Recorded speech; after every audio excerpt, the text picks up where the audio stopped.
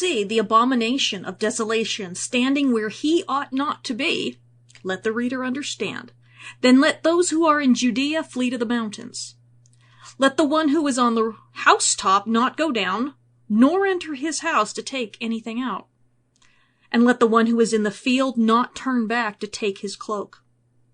And alas for women who are pregnant and for those who are nursing infants in those days. Pray that it may not happen in winter. For in those days there will be such tribulation as has not been from the beginning of creation that God created until now and never will be. And if the Lord had not cut short the days, no human being would be saved. But for the sake of the elect whom he chose, he shortened the days. And then if anyone says to you, look, there is the Christ, or look, there he is, do not believe it. For false Christs and false prophets will arise and perform signs and wonders to lead astray, if possible, the elect. But be on guard. I have told you all things beforehand. Okay, so we're obviously still in Mark 13, and it's heating up here. This is just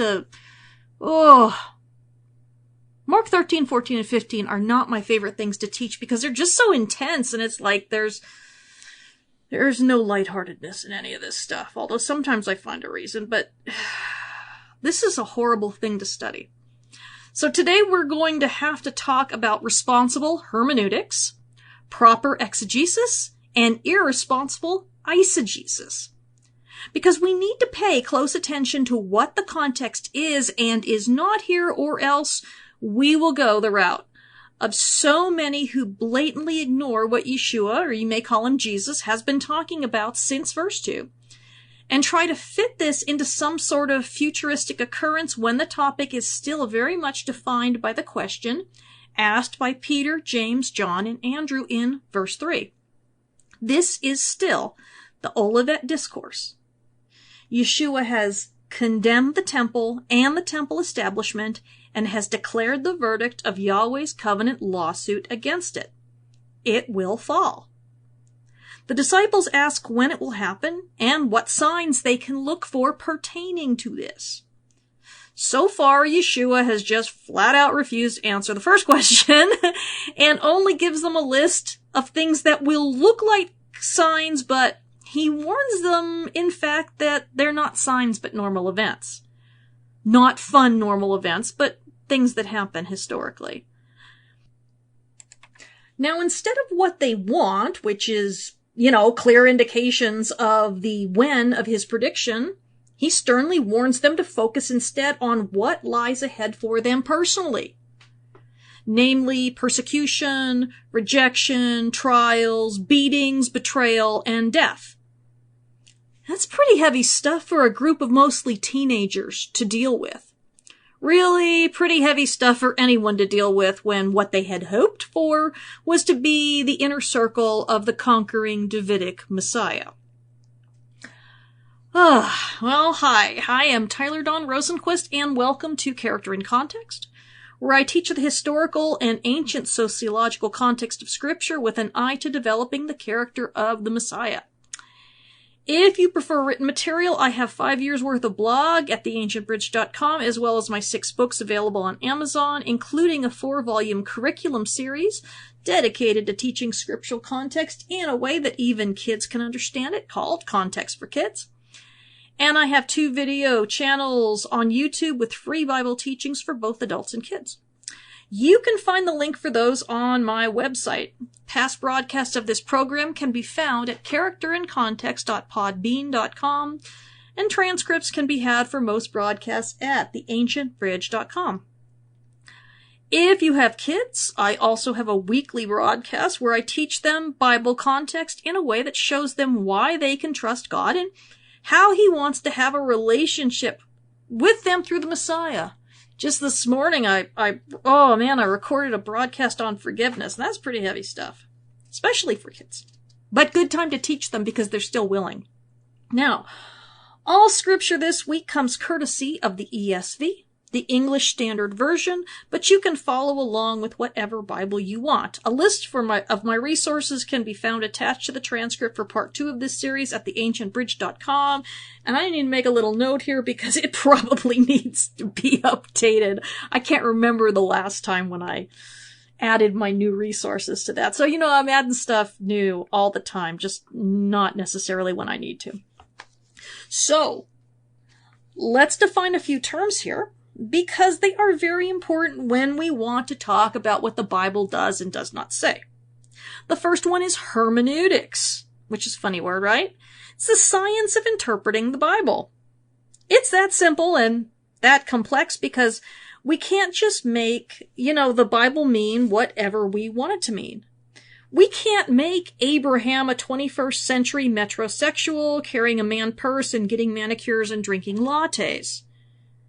Although, you know what? Compared to how he lived, some days he might have been up for that. The lattes anyway, right? Maybe not the man purse and manicure. Well, you're out in the desert enough, you need a manicure. What am I doing? Okay. Now, we can't explain him or judge his intentions according to our modernist, Western, individualist culture. He'd probably rather die than live the way we do now in a lot of ways. And yet, I have heard many a sermon where the preacher has done just that, foisting our norms onto him as though he would think of things the way we do now, and he just decided not to do them right. I've actually heard Abraham referred to as henpecked when truly he was very much a patriarchal figure. I mean, he allowed his wife to be taken so that he wouldn't get killed, okay? Twice. Now, our second word is eisegesis. That's when you look at a text and figure out what's actually there and what isn't. For example, when we look at Genesis 6:9, where it says that Noah was righteous and blameless in his generation, good exegesis notices that the words tzaddik and tamim, and they find out what they meant to the original audience by either searching the scriptures for other times it shows up or by looking at other documents written around the same time in the same language, which works for the first century scriptures, but not for the Hebrew, although you can find cognates in like Akkadian, the languages that are in Ugaritic and that kind of stuff. Good exegesis also recognizes the caveat that Noah was only called those things with reference to his generation, and they were called wicked all the time from cradle to grave, every thought in their minds. Eisegesis, on the other hand, is reading an agenda or an opinion into the text that's not supported. With eisegesis, I can say that Noah was one of the most righteous and blameless men who ever walked the earth, and he was just a peach of a guy, okay? But not only doesn't the text support that, it actually suggests otherwise. That Noah was only a good guy compared to the people around him. And we all start out performing eisegesis on the text. No one knows how to avoid it until they're taught, and even then we do it. Now, if you would like to take a class in hermeneutics and all that good stuff without having to go to Bible college, I would like to recommend a book called Grasping God's Word by Duval and Hayes, and that's going to be in the transcript linked to where you can get the book. It's what I used after coming at this hodgepodge for a lot of years and just picking up things as I went along. And it helps when you've got friends who have master's degrees in biblical studies and who are PhD candidates in biblical studies. You learn things from them. Now, it's very easy to follow this book and easy to use and very practical, but the work itself is very challenging. If you aren't already used to doing it, and I totally recommend at least trying it. Now, this text that we're reading today about the abomination of desolation is one of those texts where people just really run it through the shredder in an attempt to rip it out of the context of the original question. What are the signs that all these things, namely the destruction of the temple and Jerusalem, are about to happen? And in it, Yeshua will also answer the question that they did not ask. How will this happen? There are reasons why people do this. Because from 1,951 years in the future, the destruction and devastation that generation faced doesn't seem like that big of a deal to us. Well, read Josephus's Wars of the Jews sometime and see if you feel that way afterward. This was a horrific 4 years. The Jordan and the Dead Sea were filled with dead bodies, and they were piled up all around the temple, in the city, and outside the walls. If you missed episode 120 about the apocalyptic language here, you will want to go back and review it, because I do explain why everything is presented in such a dramatic fashion and how it lines up with the genre of apocalypticism in general. Which, no, is not about any sort of great tribulation, but about times of suffering in general. And the words of warning and encouragement that accompany it. Those who have sold the idea that apocalypses are entirely dealing with some sort of period at the end of time are really misleading people. That's not to say that, that's not to say they're doing it on purpose, okay? But that's probably what they were taught from popular books written by non-scholars, like from Tim LaHaye, okay? Now, that's not what apocalypses were for, and that is not why Jews composed them or read them. That is, sadly, how laymen have been taught to interpret them, because it appeals to our modern desire for violent entertainment and our desire to have knowledge of the future beyond, God wins and you will too if you endure, which was the message of an apocalypse. Okay, let's get started here, because this first line is bizarre, but you can only tell when you read it in Greek. Oh, okay. I want you to notice that the first word here, which is but, which means that everything he's been telling them so far in the Olivet discourse is about to change course. All of the don't get distracted, don't get worried, focus on your jobs, but what? Okay, so let's look and see, because we have a but then statement, which is sort of like an if then statement, and proper hermeneutics, scriptural interpretation, demand that we notice things like that. Conjunctions are important. The but is linking this to everything that went before and contrasting it, and then giving directions. Verse 14, and this, of course, is Mark 13, so 13:14. But when you see the abomination of desolation standing where he ought not to be, let the reader understand. Then let those who are in Judea flee to the mountains. First of all, Yeshua is the one talking here to the four: Peter, James, John, Andrew. But he isn't the speaker for all this. It isn't like he'd say, let the reader understand, right? The author of Mark likes to do these narrative asides, and although we haven't seen one for a long time, this is almost certainly not something Yeshua said. This is instead direction for the reader of this gospel in the congregation, because all of these documents were meant to be read aloud and not hoarded by the few literate members of the congregation. But we aren't entirely sure what they were meant to understand. There are a few theories from scholars. The first theory is that the reader was meant to understand that Yeshua was referring back to Daniel 9:27.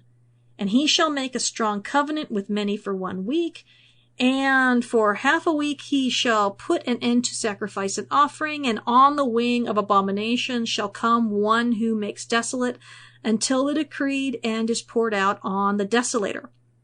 Then 11:31, still Daniel. Forces from him shall appear and profane the temple and fortress, and shall take away the regular burnt offering.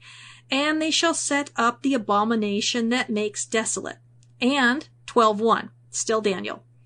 And from the time that the regular burnt offering is taken away and the abomination that makes desolate is set up, there shall be 1,290 days. Now, Daniel was an apocalypse that was written during the time of the Maccabean revolt in order to accomplish what apocalypses were written for: to inspire loyalty and endurance by providing hope for an assured victory of God and his people over oppressors. They were very, very valuable literature, which is why they're included in scripture. You just have to know what they are and what they aren't.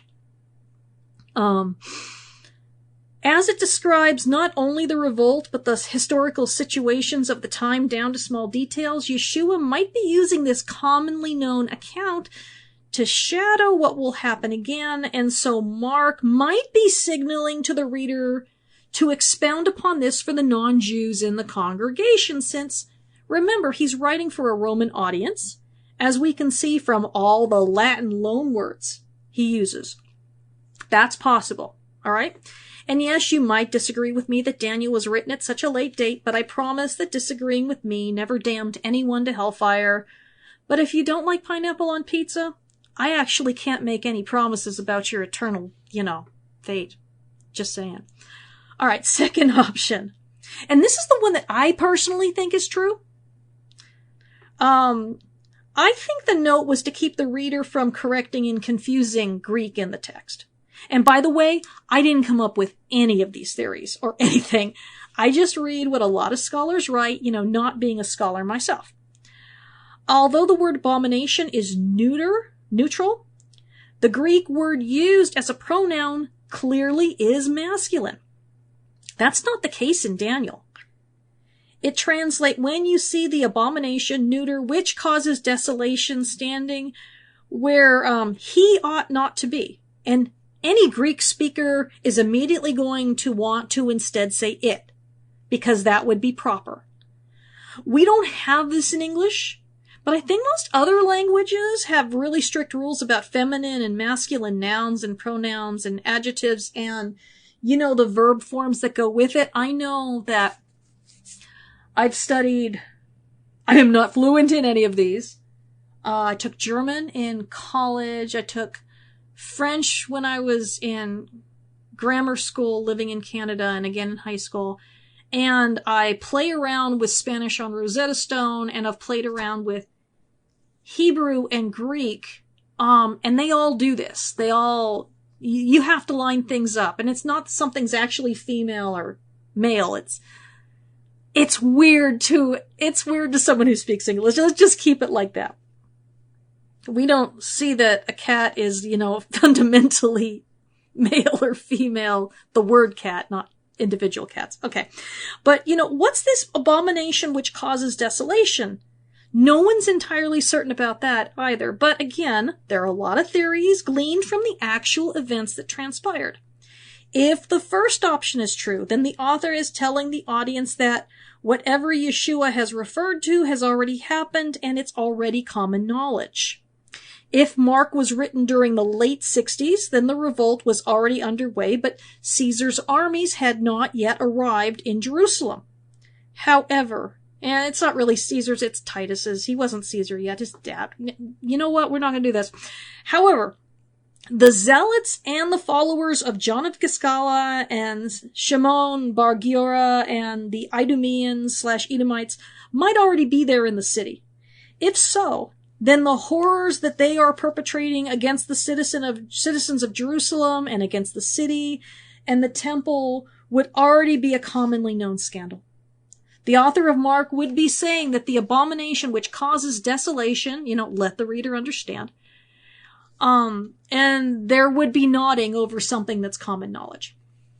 Like I said before, no one knows which of these things is the case. So let's go through some of these options for the identity of the abomination which causes the temple and the city to be desolated, because I can't give you a for sure answer and no one can. No one's alive today anyway. The guy who wrote Mark can, because he said, let the reader understand, so he knew. Thanks a lot, guy, for not being more clear. Now, certainly, the disciples were aware of what almost happened in 40 of the Common Era when Caligula declared himself Jupiter incarnate and decided to place an idol of himself in the Holy of Holies.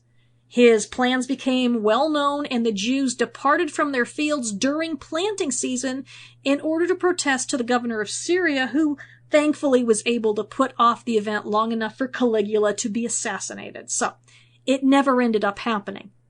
As we see in Tacitus' Histories 5:9, under Tiberius all was quiet, but when the Jews were ordered by Caligula to set up his statue in the temple, they preferred the alternative of war. The death of the emperor put an end to the disturbance.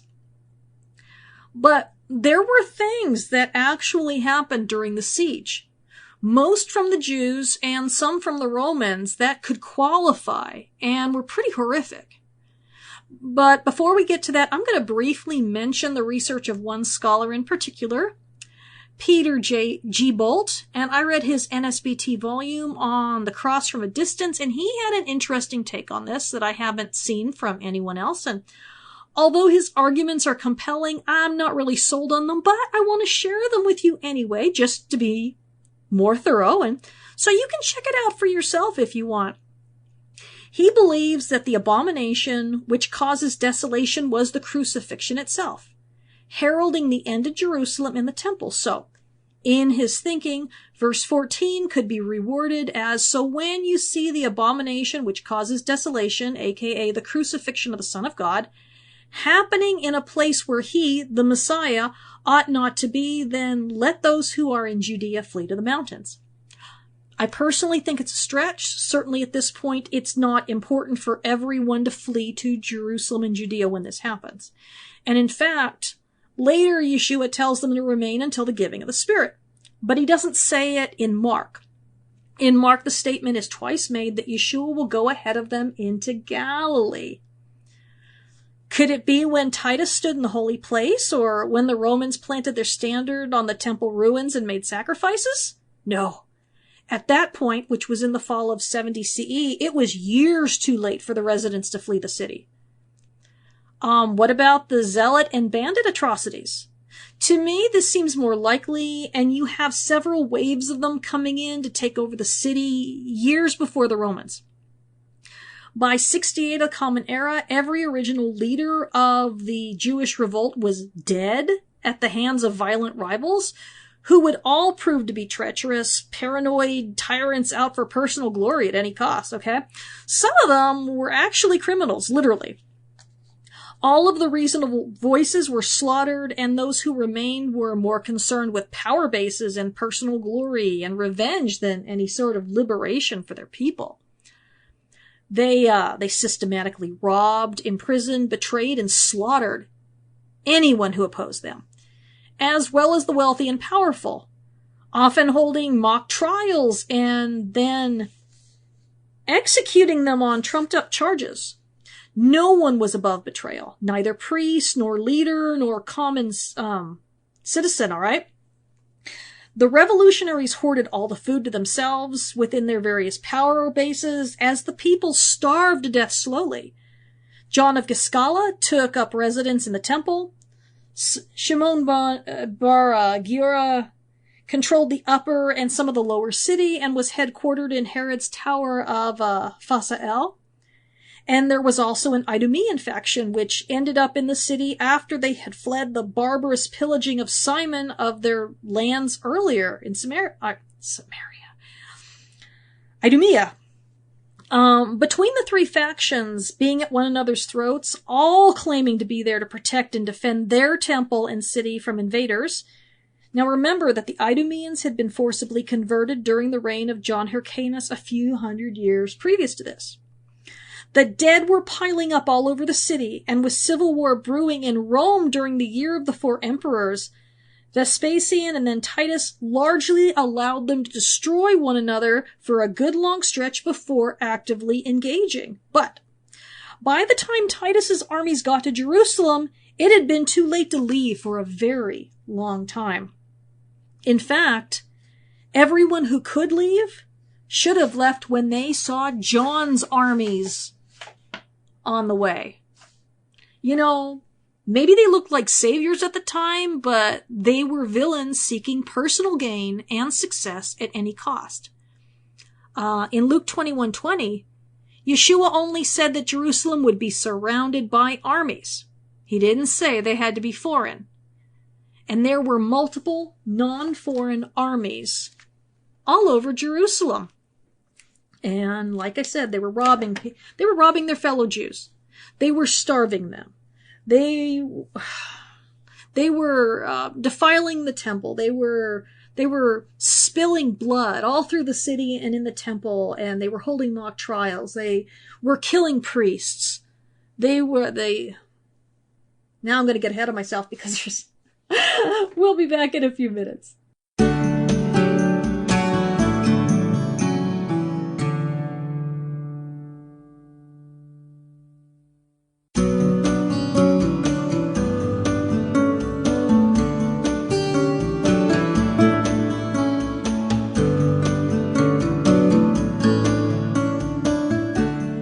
This is Tyler Dawn Rosenquist, and welcome back to the second half of Character and Context. This week we're talking about Mark 13 and the Abomination, which causes desolation. Let the reader understand I don't think we still gotten past that. But this is a horrifying time in history. Horrifying. And we're talking about the Zealot crimes, which I haven't even, you know what, it's too horrifying to even talk about. But, if you want to read about it, Josephus's Wars, you can start in volume 3.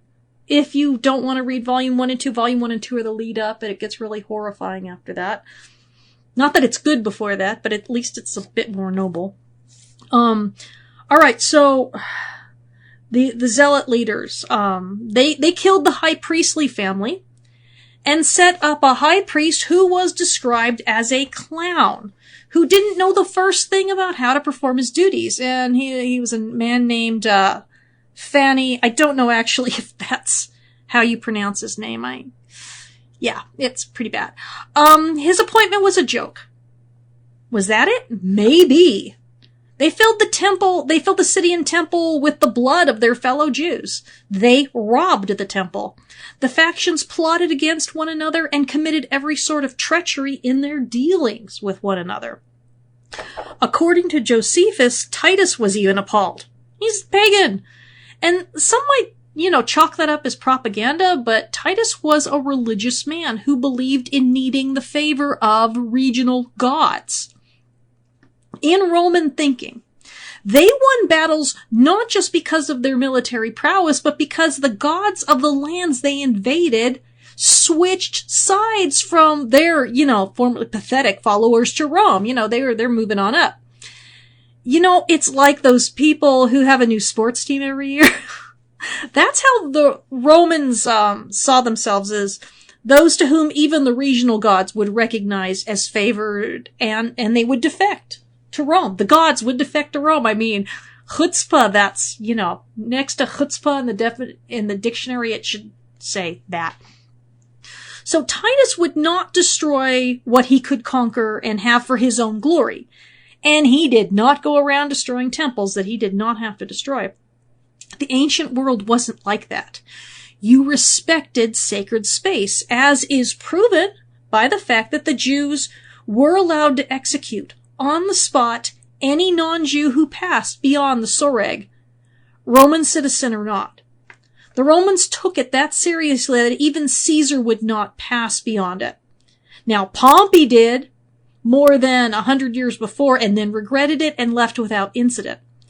But it wasn't until Titus felt that the Jews had defiled the temple too grievously to be salvageable that he called it subject to the rules of war, which meant it could be attacked and even razed. And even then he tried to save it, but his troops were out of control with rage at that point. On that day that it ended up being gutted with fire. Now, after what they had witnessed for so long with the crimes against the Jewish citizenry and the offers of parley and surrender, only to be met with ambush and treachery and death, the troops were enraged. It was a situation out of control. But it was done in fulfillment of the covenant lawsuit decree against the temple issued by Yeshua. But the sense of all this, whatever the identity of the abomination which causes desolation ends up being, if we even care once we can find out in the world to come, right? Can't imagine we're going to be asking questions about that. All that, went before it, like the wars and the rumors of wars and the earthquakes and famine, regardless of what ended up being the abomination which causes desolation, that they were not to skip town and run at the first sign of trouble, because there are always troubles. Yeshua's compelling them to preach and stand their ground for as long as possible, but in the end, they were to only be willing to be killed for the sake of the gospel and not for the sake of the temple or the city. If you remember from the last 2 weeks, there were false prophets who had convinced many Jews to die for the temple, and they gladly did so. But Yeshua says they need to run at that point instead. Verse 15. Sorry, my sinuses are... I mowed the lawn this morning, so you know that always does it. Let the one who is on the housetop not go down, nor enter his house to take anything out. First century houses were generally 1 or 2 story affairs, with a lower level for the family and an upper room for guests, or perhaps just a roof with space for people to congregate and or sleep and dry flax and fish and stuff, you know. There would often be a ladder from which one could access the area to the outside, giving a way for men to congregate together without invading the traditional gender space of women. Such divisions were the norm within patriarchal cultures.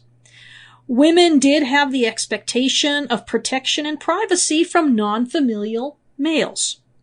The idea here is that the situation was so desperate at this point that they are in imminent danger and should leave everything behind, and this was correct.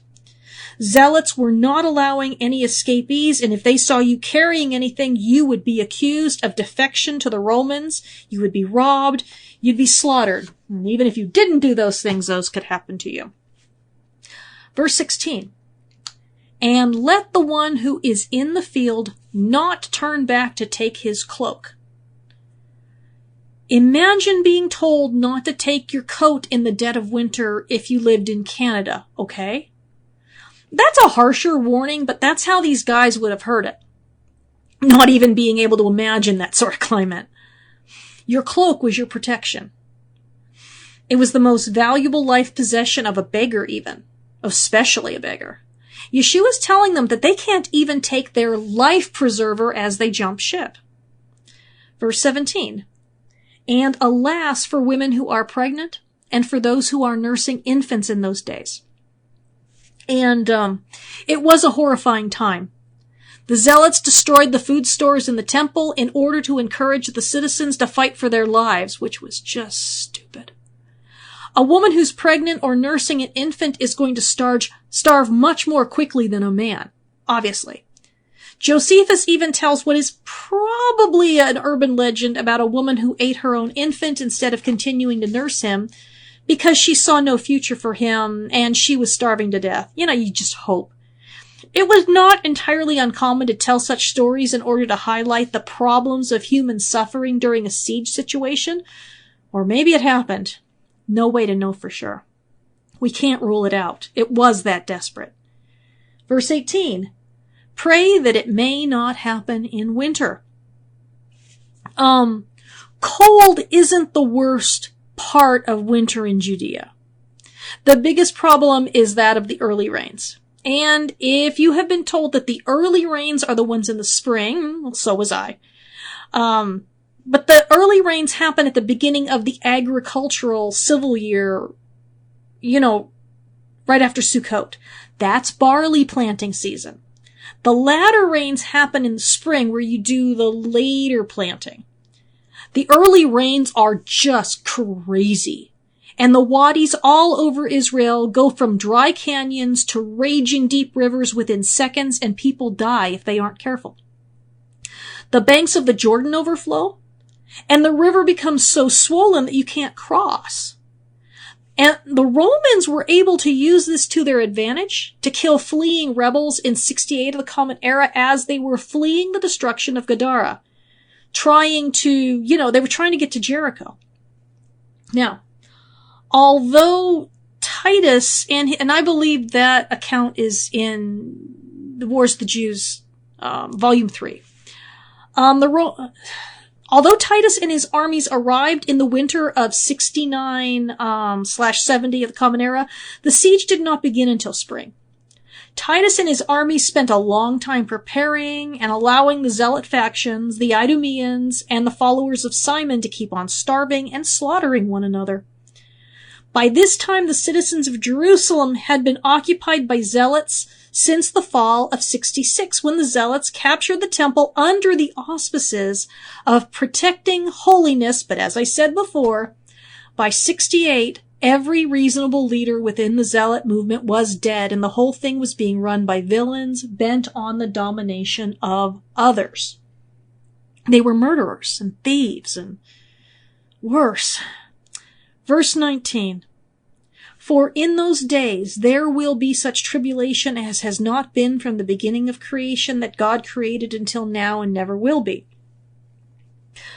This is where people forget the context and decide that it is describing some future tribulation, but I challenge those people to read Josephus's Jewish War, and you can start in chapter 3 if you want to avoid, the early years, like I said. It was a greater tribulation than people imagine. Not only were there external enemies in Rome, which is the norm, okay? But the enemies scattered throughout the land were so numerous that no one could even hope to chronicle them all. Galilee and Judea and Samaria and Idumea were filled with soldiers and bandits and tyrants who were willing to slaughter and rob whoever it was that was in the way of their path to supremacy, okay?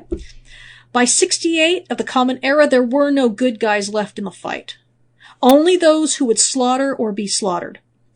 The depths of depravity, treachery, power-mongering, defilement, okay, were unimaginable.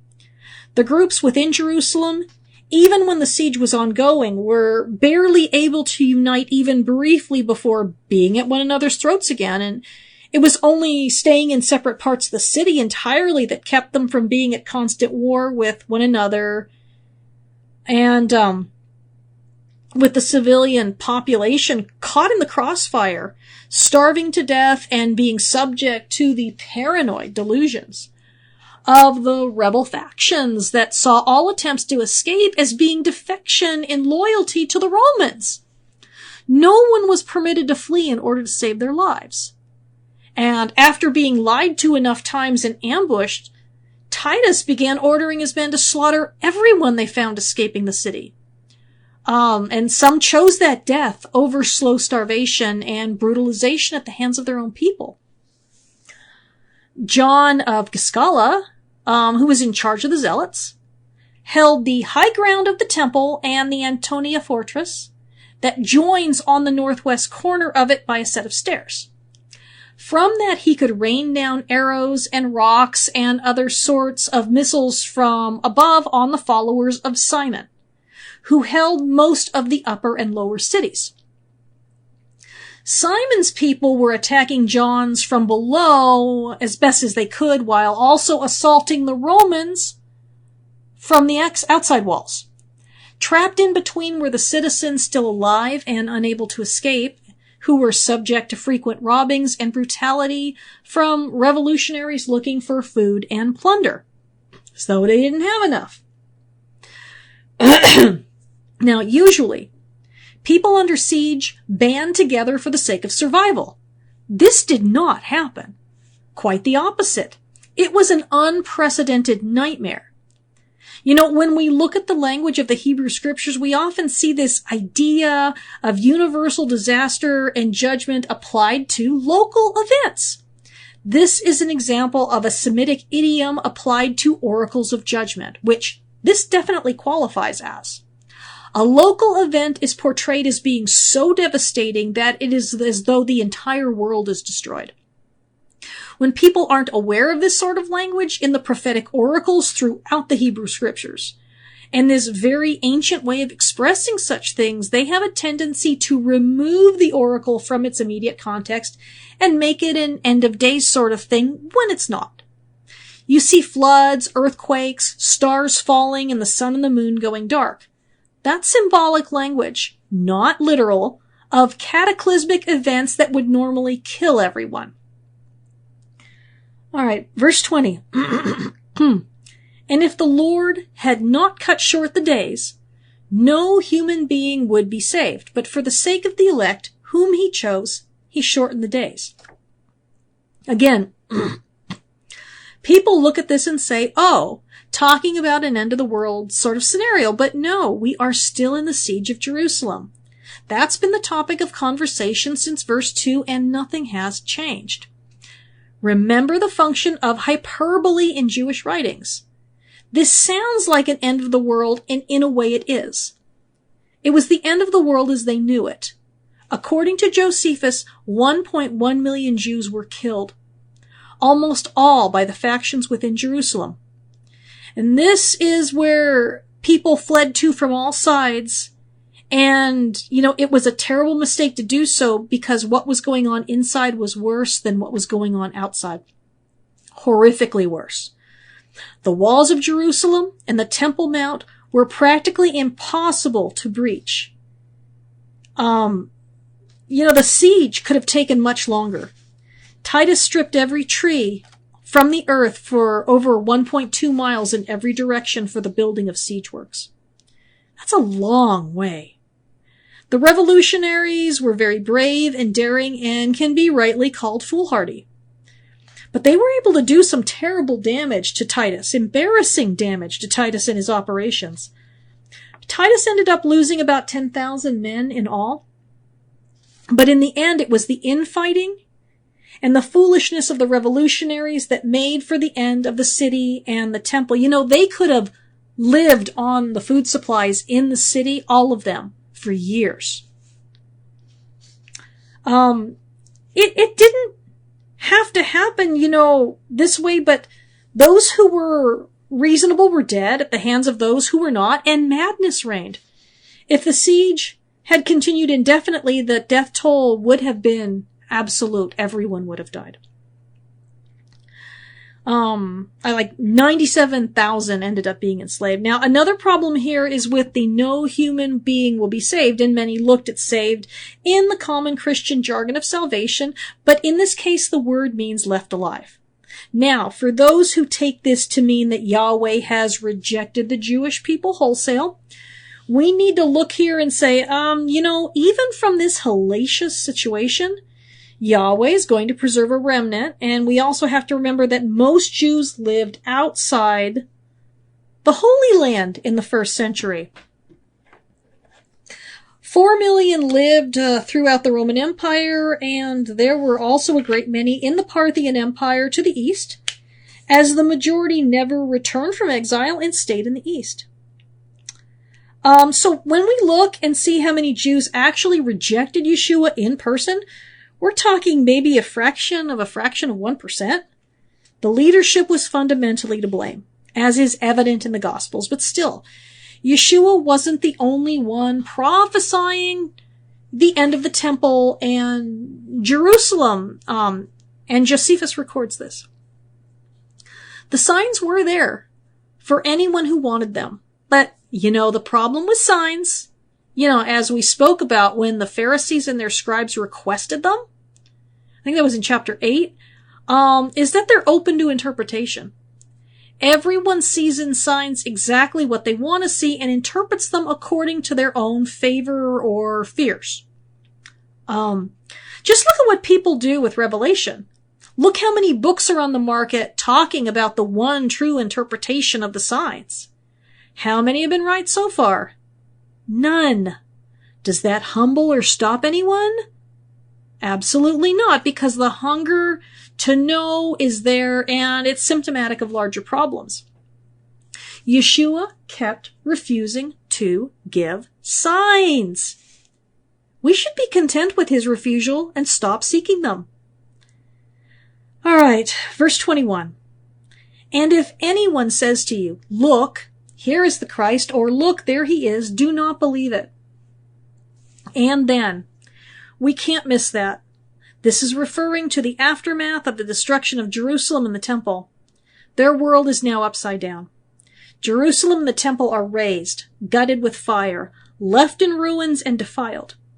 People have been slaughtered and enslaved, save a few Roman citizens who were allowed to leave and resettle elsewhere, because there were a lot of Jews who were Roman citizens. Like Germany after World War I and the Treaty of Versailles, they were a ruined people and they were desperate for dignity and saviors. Many would want revenge or relief. All would want restoration of their former lives, and especially in an honor-shame culture. They'd be ripe for the pickings for wannabe Davidic figures like Simon Bar Kokhba, who promised freedom, glory, self-rule, and a rebuilding of Jerusalem and the temple. And there would be 2 more revolts over the next 70 years before the Jews finally were expelled from the land entirely and really left as a people without a homeland to rally around and for. And, excuse me, the disciples are being told not to be distracted by this either. They still have a job to do. Or, more realistically, the next generation, because at this point, they're all going to be gone, pretty much. But they were able to teach this because people had to know not to be distracted by the promise of an imminent return. Verse 22. For false Christs and false prophets will arise and perform signs and wonders to lead astray, if possible, the elect. But be on guard. I have told you all things beforehand.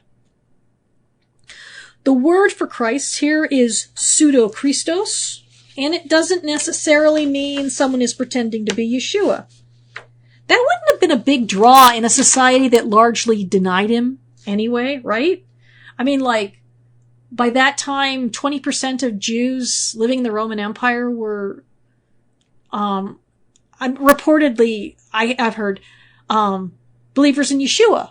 The number of Jews who believed in him were huge, 20%. But 80% didn't, so, I think this would refer to anyone claiming that they were anointed by God to restore Jewish fortunes in the Holy Land, and to restore the kingdom as they had largely been imagining it. Destroying the Romans, rebuilding Jerusalem, rebuilding the temple, being on top of the world again, like in the time of David and Solomon and Hezekiah. Now, that view is too small now. Or, it would be in very short order. Because, obviously he still has not been crucified and resurrected. The kingdom is no longer a place, but a world. It will break in violently through an unjust crucifixion and lead the world to peace bit by bit, person by person. And it will be easy to forget that because there would come many people claiming to have been anointed to do just that. All of them led innocent people to their deaths in pursuit of a pipe dream of the Jews being a dominant world power again. And that isn't how the kingdom of heaven works, actually quite the opposite.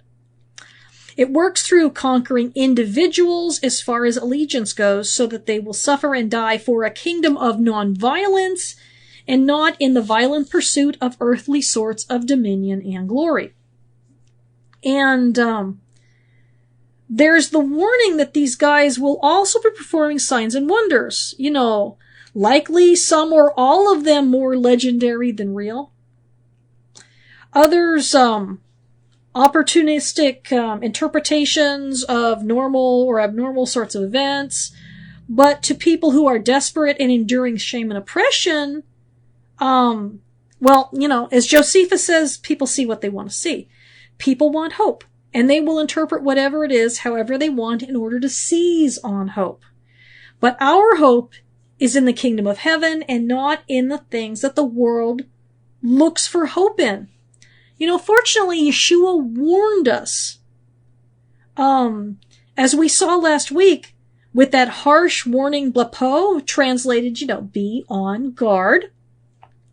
Not to fall into this sort of trap, but to always put our hopes only in him and do our jobs and not get distracted. So why are we always so distracted? Because we're scared. I mean, let's be honest. Nothing's changed. We don't like the uncertainty of, one, not knowing when he's going to come back, two, not knowing what's going to happen to us, and especially in the Western world where we have it really super good, we don't want to have it like they have it in other countries right now. So we think we should be exempt. And so we're terrified when, other countries who have it bad, they look at Revelation and say, oh yes, there's going to be an end to this someday. God's going to win. Anyway, see you next week.